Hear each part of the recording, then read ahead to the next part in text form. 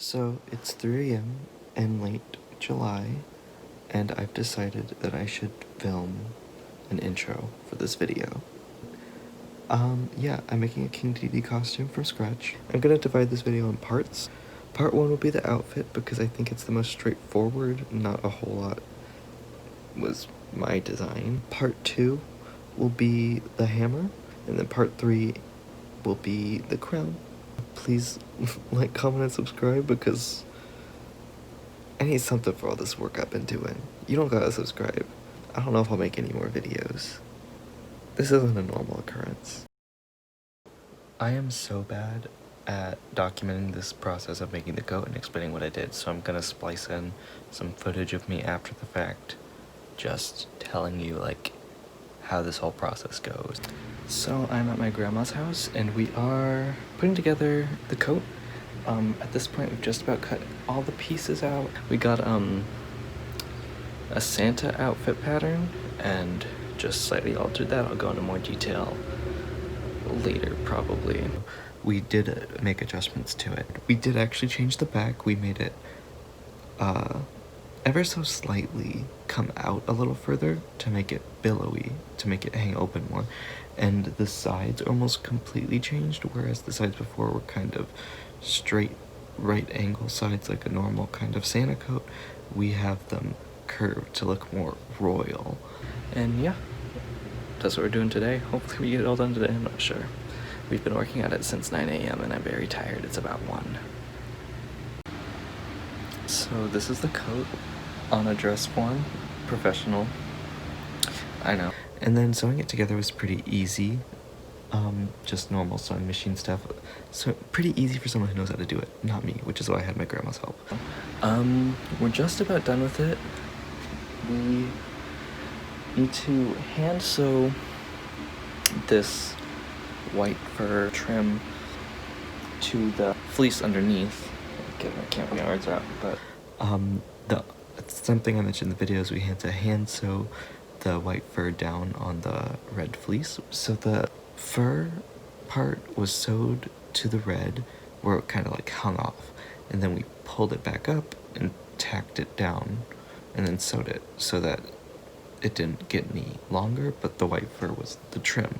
And to do that, we did have to sew it by hand, I think, because my grandma just wanted to do big stitches to just kind of tack it down. I wasn't too worried about how tight it was stitched, and maybe because it was too much to go through the sewing machine. We stuffed it with some like sheets of polyfill, like this sort of stuff. When I say we stuffed it with some sheets of polyfill, I mean between the white and the red, the fur trim. So, and that helped it keep its shape more, because before it went straight down, and then once we stuffed it, it stuck out more. It really filled out the coat. It didn't want to like fold in on itself because it had more structure. This is day 2 of coat, and it's almost done. And then I didn't even bring it up in the video. I don't have any video of it, but I did cut out the yellow circle and peace sign and applicate it on the back. You can see the coat here, hanging off my door. I can't really show it on me because I don't have a great angle. At the end of this video, it will show me wearing the full costume. Very billowy, as you can see here. On the dress form in the video, you can see the ring shape, that it holds a lot better when it's on a person. And this cute little applique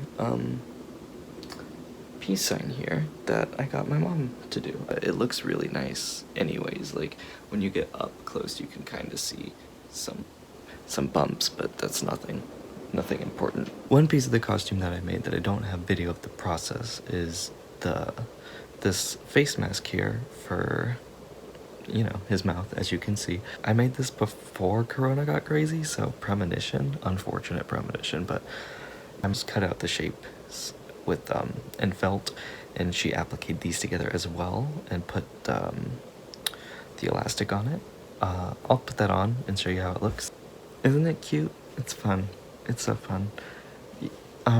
Yeah, I think this is really gonna help sell the Dedede illusion, because like, I'm not gonna paint my skin blue. You see me in this, and you know I'm a fun little goofy cartoon bird sort of thing, so that's nice. But yeah, I don't have any footage of that.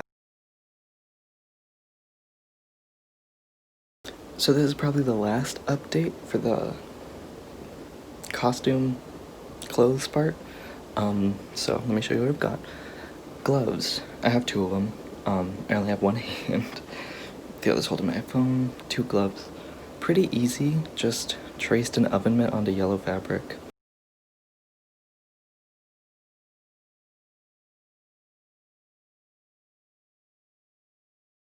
Kinda probably won't wear these all night, but they're definitely, he wears those gloves, so I'm gonna wear those gloves. And they turned out pretty good. And behind me, you can see his sash. It has Velcro, a little tab of Velcro there to connect it in the back, and you won't see that kind of weird overlap because it'll be in the back. I made kind of like it's made kind of like a quilt, where you just cut out all the triangles, sew them together, cut out these strips and sew them together, and, you know, not difficult. Here is the top of the shirt. Right now, it's kind of like an open coat.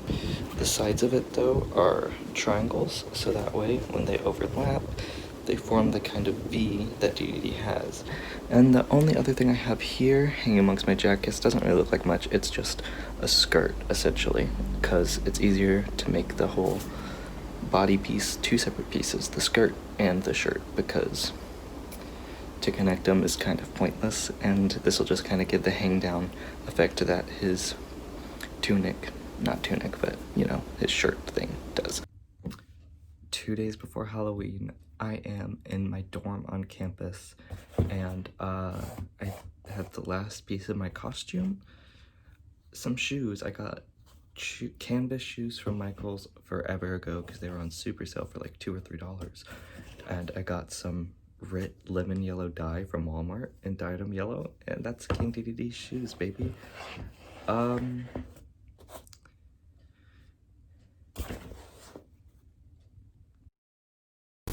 So here you can see the plans I made for my Dedede costume.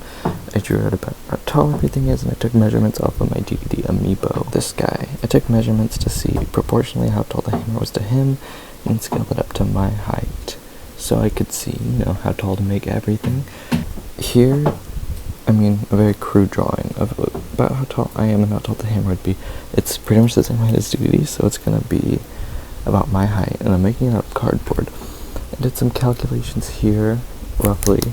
Can't read them because the camera makes it backward, but to make a barrel, I'll need 3 circles, one in the middle that's bigger to make it bevel out like a barrel shape, which is the shape his hammer's in. And for the rounds on the top and bottom, they need to be 21 inches in diameter. So what I'm going to do is, with this piece of cardboard, which I've already used before as a circle drawing implement, I put one hole here, which I will use my awl to keep in place. Then I'll make another hole 10.5 inches from this hole, so that I'll use it as a stencil, and as I run it around, it'll make a circle that's 21 inches in diameter. So I'm going to use this big piece of cardboard here. I have 2 of them. They should make 21 inches. I'll need to find a larger piece of cardboard to do the one in the middle, which is 25 inches in diameter. And then for the slats on the side, they all need to be about 3 feet tall. I cut out my 2 circles at 21 inches in diameter. They were at a bend in the cardboard, so I reinforced them on the other side with another piece. That'll be on the inside, so you won't know it. I even wrote back. And I chose the inside because it has tape, and this, which I mean, it's easily painted over, but the tape's not, and then the adhesive there's sticky. And because it's double corrugated, which means, I don't know if you can see, there, it has like 2 layers of the zigzag.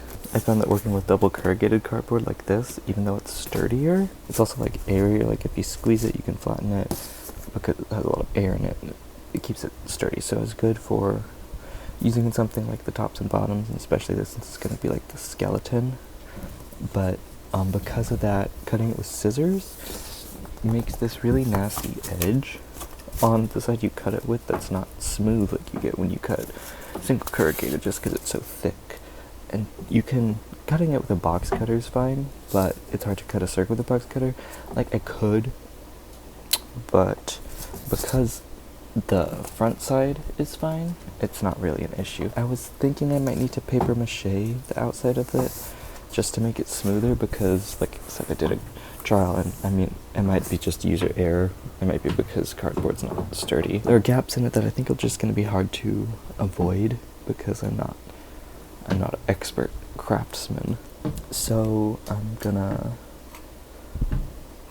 probably paper mache the outside for any cracks in it, even though I get it perfect. And if I get it perfect with 8 slats, then I won't need to, but I doubt I will. So I'll paper mache it, and then I'll spray paint it, and then go back and paint in details. I don't think there's wood grain on this, which is nice, but I will paint in the slats. And that should help make the illusion of the hammer barrel, the barrel of the hammer. I'm gonna see about making the 25-inch circle. I don't have a big enough piece of cardboard. I think since it's gonna be inside and you won't be able to see it, I could do a 2-piece thing that's stabilized like these are. I did make the 25-inch diameter circle for the middle of the barrel, and it is 2 pieces taped in half. It might not be perfectly 25 inches in diameter because of that, because I have to use 2 different pieces. I tried to cut it along a straight line. I reinforced the middle so it wouldn't fold with this little piece of cardboard, and both the sides because they were done on bins as well, just because even with the 12.5-inch semicircle it was too big for one piece of cardboard without a bend in it. But it doesn't matter that it's got reinforcements on both sides, which I wouldn't normally want with an outward facing piece because this is going to be entirely in the middle. Just to sort of show you guys how I'm making the supports for the skeleton, I have little pieces here. These are 15 inches. These are 2.5. Along the bias I have scored it, so folds. I glue half of it here on all 4 sides, so it kind of has like a weird long skinny X thing. And then I will glue these flaps here to the bottom of the circles, and that'll make the skeleton. So I have 2 pieces just like this. These are in a triangle. They're kind of crooked, but when I hot glue them, they should be fine. And I'm going to attach them. I have my little marks, I think you can see them, that are in the exact same place on both sides and measured from the exact middle of the circle, that I'll connect the supports to, and because of that, hopefully it should be perfectly vertical. I never went over how I found the spots to put the supports.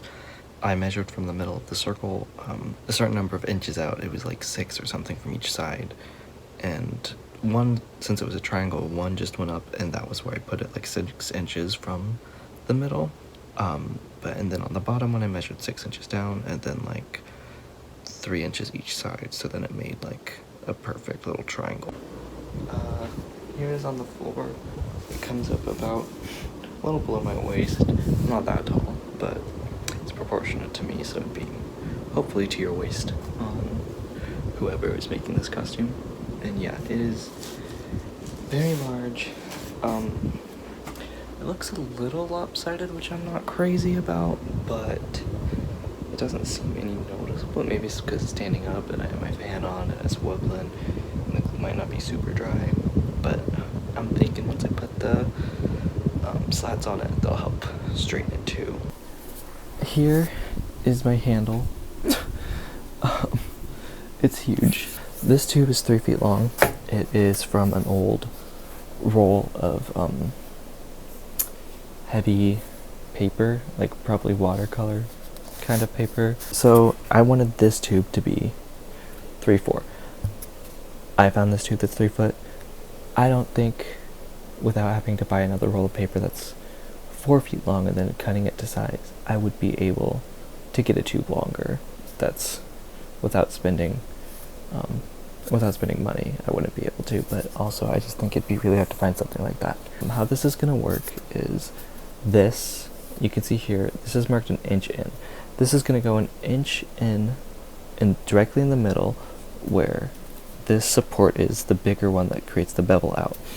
So what I'm gonna do is I'm gonna cut a slit here so it fits on it like a puzzle piece. So another cut clip here because this did not end up actually working. I show you the tube that I have for my handle. I had another tube from wrapping paper that I put inside that tube, lined up with the cuts that I put to let it go onto the middle support, and put that halfway down the middle to make it support further down. And that worked for a while, but then I hit the handle against a ceiling fan and the inner tube just broke. It stayed connected to the support, and the handle stayed connected to the inner tube, but it broke apart at like where the join was. So I had to end up taking off a slat and putting a new support in, which I just used 2 pieces of oak wood on the middle support like this, and then screwing them together, and that's been very sturdy. I cut off a 3-inch piece of tube from the inner support tube that is part of the handle for the top notch, funny, haha, that sticks at the top of the hammer. This line here shows what goes in, and you can see I cut the 2 parallel slits, which was rough, to make sure they were parallel and like exactly bisecting a circle. But if you can see here, snugly will slide on like that. I'll probably cut it a little further to this pencil line. And I got this box from Lowe's. It is 24 by 18 by 18, but these, you can see here where it will be scored to bend, which is one thing I had trouble with last night, but it's not actually folded that way, and right now it's a pretty flat piece of cardboard, and if I take my yardstick to it, it is exactly 3 feet long, with the slat still, with the folds not folded. So that means that I just need to cut 8-inch pieces from this. Oh wait, they weren't 8 inches, they were like 9.8, never mind. Oof. I might not have enough because I was going to do 10. I explained this poorly in the clip in the video, so what I did is where the tube connects to the middle support, that slat needs a circle in it the size of the tube so that the tube can go through it. And because of that, I needed the slat to be a perfect 9.8 inches instead of the others where I had 10 to compensate for the part that got cut off. And I had said that I messed up a couple of mine because I cut them too short, because I was also trying to get it to be the perfect size of the hammer, where the other ones I would let go taller and then trim them afterward. In the end, I realized that as long as I just measured up from the bottom, like with the measuring tape, to the middle of the circle, or to the middle of the skeleton, then I put the circle there. It didn't matter if I made it the exact height, because I could measure that from the bottom slat up, instead of having to have it the exact height and measure to the middle. I hope that's clear. One thing you can see I've done, I drew a line straight down the middle, because I drew, can you see, right here, this is a guide for the handle to be attached to, so I'll be able to butt it up to that, and once I see that those lines make a right angle, I'll know that that's where it needs to go. I've started attaching the slats, as you can kind of see. I'm currently waiting for my hot glue gun to cool down. Yes, cool down, because it gets too hot to handle, and then it takes the glue a long time to dry, and I'm sitting there holding these slats in place for a long time. But so I started with this piece, which, as I already told you, is exactly 9.8 across, and I bore this hole in the middle, the exact center, because I got to start with that one to make sure the hole is in the center, which now I realize that there's going to be a piece like that on the other side for the top notch. But that won't be as bad. Actually, it'll be worse because it's the last piece, but we'll cross over when we get to it. It was rough because this kept sliding around, causing this to not be in the exact center. So what I had to do was, over here, I had to actually keep this in there while I had glued it. I pushed it all the way in, which is nice to know that it does all the way fit, but I had to keep it there so that that hole would stay in place, and it did, and it was rough. I have not finished putting this down, and it hangs open, and I've just been cutting with my box cutter. So one thing about these, this was the hardest piece to get down because it was the first. These are so thick that they have to be curled and kind of scored. I'm not scoring it, I'm just bending it and creating folds on the inside so that when it's not scored, it wants to just be flat, like this piece here. But adding the scores makes it easier and more willing to bend to actually wrap around the circles that are the bases. And I've been doing pretty good at lining up the sides. You can see it's not perfect. Maybe you can't, but it's not. So I'm gonna have to paper mache it. I have been using pins, like for sewing, to try to keep the cardboard in place as the glue dries, because even when I hold it with my hands, the pin just has another way to support. And I also jammed one into my finger, so that's fun. This one's going on the easiest. I curled it the most, the one I'm currently doing, and I also curled it inwards, because one thing they don't like to do is when you get up to this top part, they don't want to bend in. You can already kind of see with this one, but this one's way better. So I never explained how I got the slats to line up so well. Since it's two straight edges on a curved shape, you wouldn't think they would. So what you have to do is you have to butt the middles up to each other and then curve it over where it's overlapping, where the one you haven't glued down is overlapping the one you have. Then you take a pencil to the inside and trace that curve, and you cut that curve out with scissors, and then you glue that on, and it should line up perfectly. Hypothetically, it never really did, but it lined up well enough. This is the last slat. After this, the majority of the hammer structure is done. I will be probably adding a tiny ring to the top and bottom to make like a lip, because this hammer has a lip. But other than that, I have already connected the handle, as you can see. And I thought I'd do that last because it's hard to work with it in there because it's so long, but there'd be no way I'd be able to glue down the support. I also have this little one in, and this was hard because I had to cut the side. It was hard to tell where the middle would be, so I just glued this to the slat first, and then I put it in place, and then I drew the lines, and actually having it here kind of made it pretty easy to put this one on. I've been having trouble with the later slats to get them to bend. It's starting to want to bend out, as you can see kind of here. Like this is almost the part where it sticks out most, where it should stick out most here. But I've also found that when I connect the next slat, I'm able to smooth it out some, and hopefully I'll be able to fix it with paper mache. It's really not ideal, and it's kind of upsetting, and it makes me sad, but I mean, I guess I should have done thinner slats. That's what I'd recommend, because they wouldn't have to bend as much both ways. But at this point, it's too late. Hopefully I can smooth it out with paper mache. And I don't think it's too big of a deal. It's just kind of disappointing. So I made this last slat by tracing the inside curves of both these sides with a skinnier piece, so I could actually get my hand in there to trace it. That was my dad's idea. I'm not going to take credit for it. And now I gotta try to hot glue it like I'm gonna glue the bottom, then the sides, then the middle, then the sides, then the top, and hope it works. Kinda hard to show you the last slat. Well, basically, even with that little trick I showed you guys, it wasn't exactly right. The bottom was way too wide. I'm not exactly sure why. Like, I'm sure it has something with it being curved and it being two separate pieces on a bigger one, but yeah, it wasn't exactly right. So it does just overlap this one some.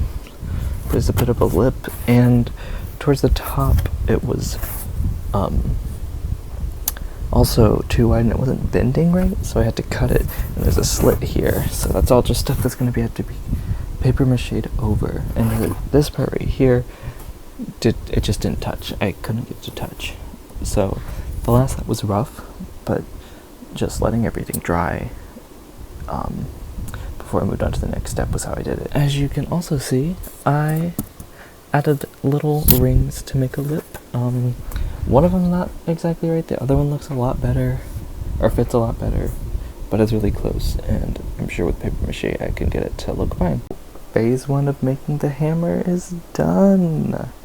I'll probably put in some video of it. I paper mache the whole thing. I'll show you guys that. It's not that interesting. It's just covered in newspaper. Like, it looks kind of fun and interesting. My hammer is done. Painted. Fully painted. It took a while, but that was more on me and being lazy. Ooh. Isn't this nice? Isn't this huge? Jesus. I'm crazy. I can't believe I've made this. I don't know what I'm gonna do with it till October, but I think it looks pretty good. First I spray painted all that brown.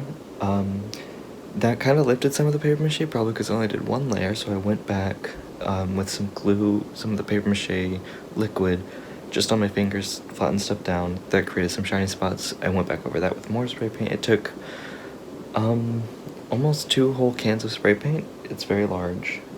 After that, I did the top. This here needed to be based out in white because the silver paint on like the newsprint didn't really pop.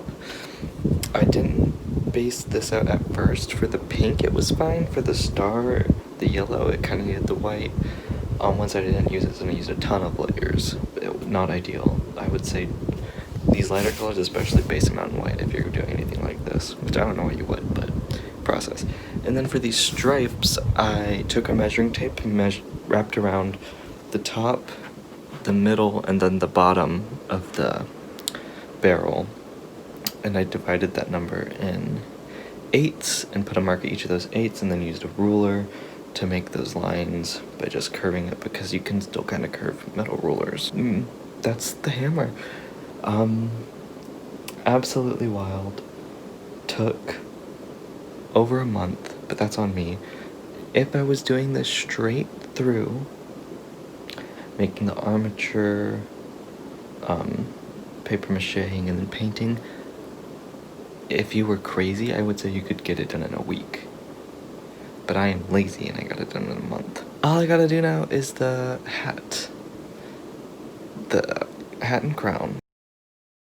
Okay, so here I've made the Dedede crown and armature, kinda. Cardboard and tinfoil, shape the crown, fits great on my head. I just mixed together this paper mache clay based on a recipe from the woman on YouTube you find when you Google it. But yeah, so now I'm gonna put that over this to smooth it out, and then probably, hopefully tomorrow, maybe make a mold out of it. Alright, so my crown molded with paper clay and a lot of sanding. Yeah, it worked pretty well. A couple thin layers of paper clay, thicker in some areas. Obviously it's not perfect. You can kind of see this is a weird little angle here. There's some weird bumps and whatever. I might cut off this little part that connects some of the cardboard armature, because it's gotten a lot tighter.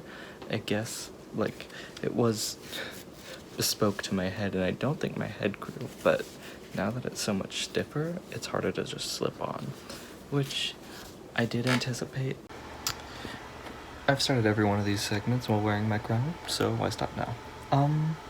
It is plastic, and it was a rough journey to get here. So let me just go over a few things that I didn't say in the previous clip. How I made the armature originally, I cut this shape here out of cardboard. I measured the circumference of my head. It was like 21 inches, I think. These two were then 7 inches, and I made them 1.5 inches thick, and then I made the slope shape, duplicated it, and then in the back, it's just like 1 inch wide band. So this is just a cardboard kind of thing I slipped over my head. Hot glued balls of tinfoil on it until it got to about the right height. I did call something wood clay, I meant wood putty. The mold was made of wood putty.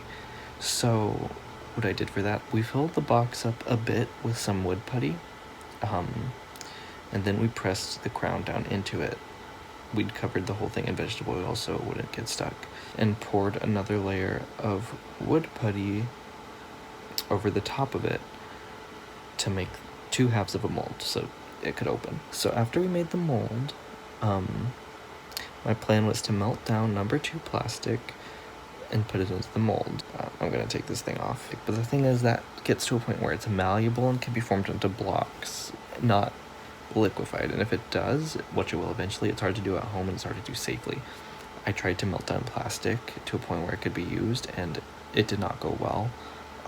It just burned and never got liquidy enough to where it would have been usable, and if it did, it would have been super dangerous. So honestly, probably better that didn't happen, and it was no waste of money. It was all plastic that I had found. So at that point, I figured I gotta use resin. Originally, I was like, I could use the silicone for toy casting, and then the resin, but that stuff's kind of expensive, and it was. So I got 10-minute setting resin, and it set a lot quicker than 10 minutes. It set in like 10. I guess it was because I used both 16-ounce bottles. It set while I was pouring it through a funnel. It set like as it was going, a little dangly was in the funnel, so I had to get more. And then I accidentally got 24 hours, but since that doesn't set up fast enough, it all leaked out, and so then I had to get more 10-minute, and it was like $60 worth of resin. We poured the resin in, took 2 days, 3 things of resin, and then it was not, the mold wasn't opening up. The plastic, the 24-hour one that leaked through all the cracks, I'm guessing, had no small part in binding the two halves together, because I had to go in with a hammer and chisel and break this thing out. You can see throughout this little brown stuff, that's where like parts of the mold broke off and got stuck inside the plastic, I'm pretty sure. So I took a hammer and a chisel and broke apart this mold here until I found the plastic underneath. It took a long time, and I got it down till it looked like this.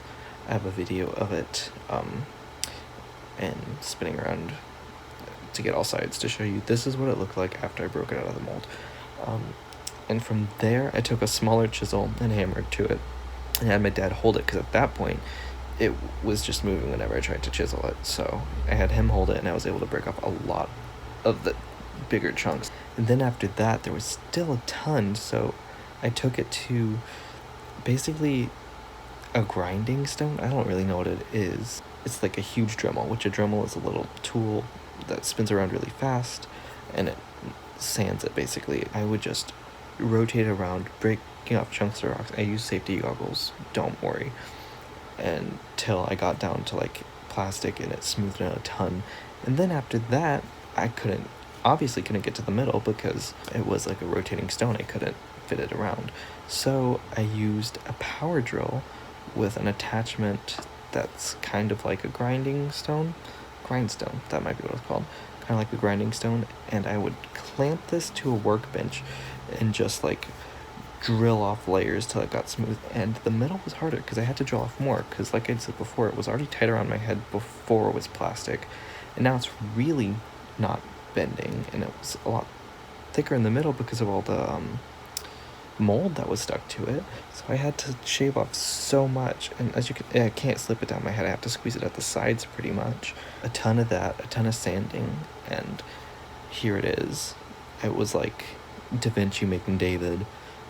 If David was plastic inside that marble, and Da Vinci just had to find him in there. I actually enjoyed it a lot. It was really fun, which was the saving grace of it all. If you're ever going to do something like this, just use the money on the silicone mold stuff. Save you a lot of trouble. As you can see, my hat is finished. Spray painted gold, just a little browner than I would have liked, but I think it's fine because it's gold, so like either I'm washed out or the crown is. But yeah, you can see I hot glued this to the brim and sewed this little cotton ball on top. And it looks, I think it's pretty nice. One thing was hot gluing on fabric. You get some little, I don't know if you can see that, you get some little hot glue mishaps, but I was able to scrape off any pieces in the front with a knife, miss those ones in the back. As you can see, the middle of this and where the ball needed to go is not exactly the right place, but I think it looks pretty good. So now my costume is pretty much done. So I didn't actually get any video of me in the costume. I didn't really have anyone to film like a full shot. Like I probably could have asked someone, but I didn't. And so here, let me show you a few pictures. Boop boop boop. I think it looks pretty good. I'm sorry I don't have a video of it, but yeah. Thanks for watching this, I guess. See you next Halloween, maybe.